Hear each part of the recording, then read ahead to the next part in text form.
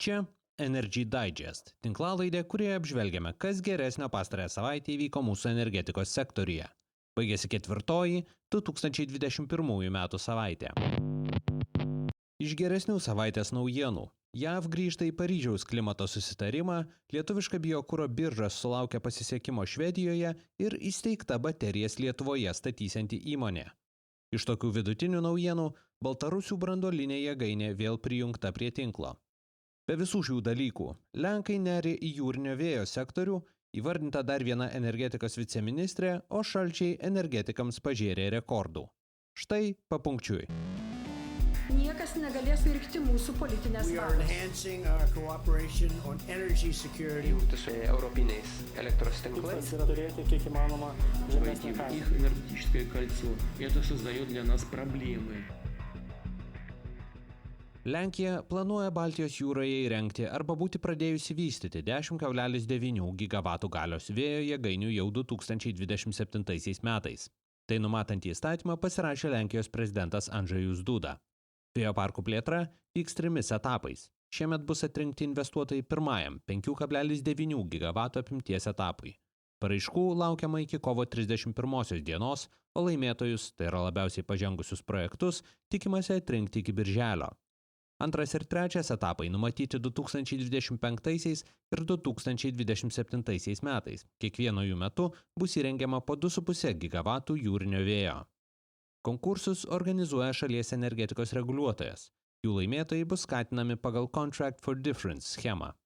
Skaičiuojama, kad Baltijos jūros vėjo energijos potencialas gali siekti 93 gigavatus, 28 iš jų Lenkijos teritorijoje. Tuo metu mūsų energetikos viceministrė Daiva Garbaliauskaitė Seimo energetikos komisijoje pristatė paruošiamųjų darbų grafiką 700 MW galios jūrinio parko statybai Lietuvoje. Ji patikino, kad anksčiau dėlioti terminai maksimaliai bus išlaikomi ir bus siekiama projektą išvystyti galbūt ir dar greičiau. Konkurso investuotojai atrinkti tikimasi 2023 metais, infrastruktūros plėtrą numatoma vykdyti 2024-2027 metais. Tiesa, pažymima, kad ministerija nori sistemiškai įvertinti projektą su papildoma ambicija, kurią ministerija mato sinchronizacijoje ir sisteminių paslaugų išvystyme. Anksčiau energetikos ministras teigia, kad konkursas bus skelbiamas tik išvysčius sisteminės paslaugas.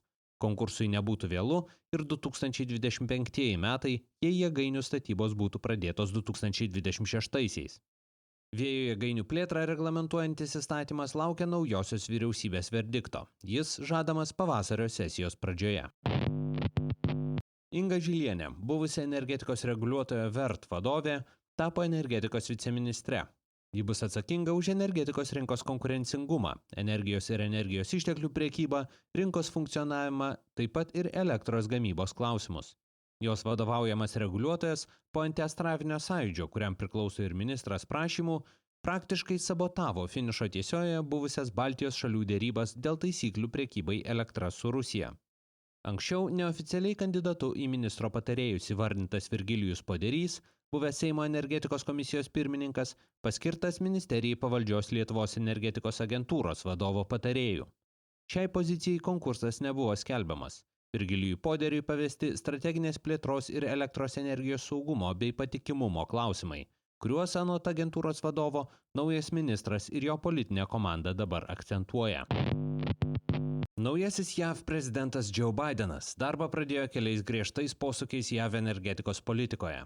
Jis pasirašė 14 įsakų, kuriais be kita ko grąžino JAV į Paryžiaus klimato susitarimą. Prašymas įsigalios po sutartyje numatytų 30 dienų, tačiau jau dabar aišku, kad Vašingtonui teks atsigriebti. Susitarimą pasirašiusios valstybės šiemet turi pateikti atnaujintus, griežtesnius išmetimų mažinimo planus. JAV kol kas yra pateikusi tik senąjį planą, kurio Donaldo Trumpo administracija išstodama iš susitarimo neatšaukė. Kaip ir tikėtasi, naujasis JAV prezidentas atšaukė Donaldo Trumpo leidimą statyti Keystone XL naftotiekį iš Kanados Albertos valstijos, kur išgaunamas fantastiškai taršus naftingas smėlis. Jo nafta turėjo pasiekti Meksikos įlankos perdirbėjus per jau pastatytą Keystone naftotiekių sistemą. Albertai tikėtina teks ieškoti alternatyvų. Jomis galėtų tapti plečiamas Trans Mountain naftotiekis ir planuojama atnaujinti Enbridge naftotiekio sistemos 3 linija Minesotoje. Antrojo Nord Stream dujotiekio atžvilgiu JAV pozicija vargu ar keisis. Ji turi stiprų abiejų partijų palaikymą abiejose šalies parlamento rūmuose. JAV šią savaitę sankcijas pritaikė dujotiekio tiesimą atnaujinusiam laivui Fortuna ir jo savininkiai KVT Rus.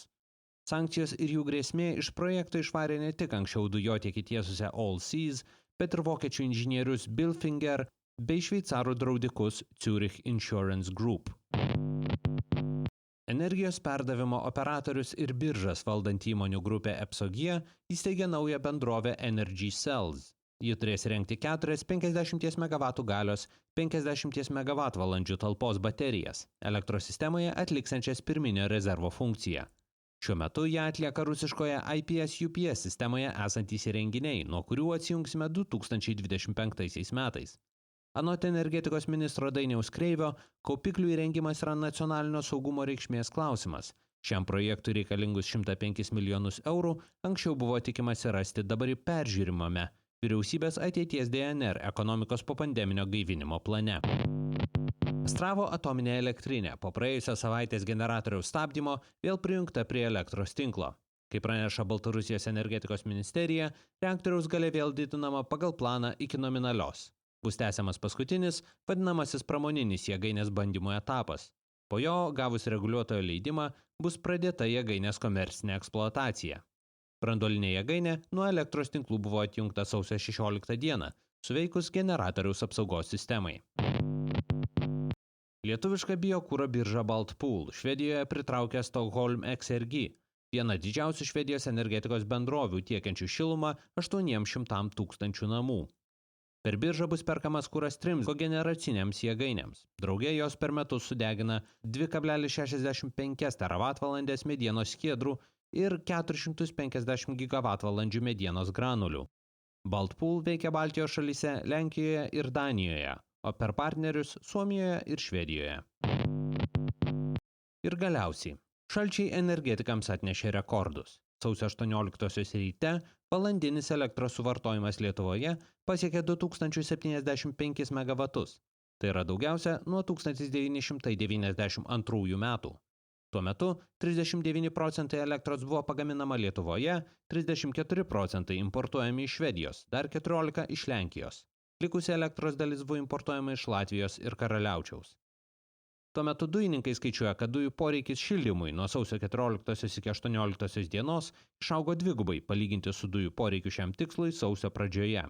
Iš viso dujų suvartojimas šalyje išaugo nuo 43 iki 78 gigavatvalandžių per parą.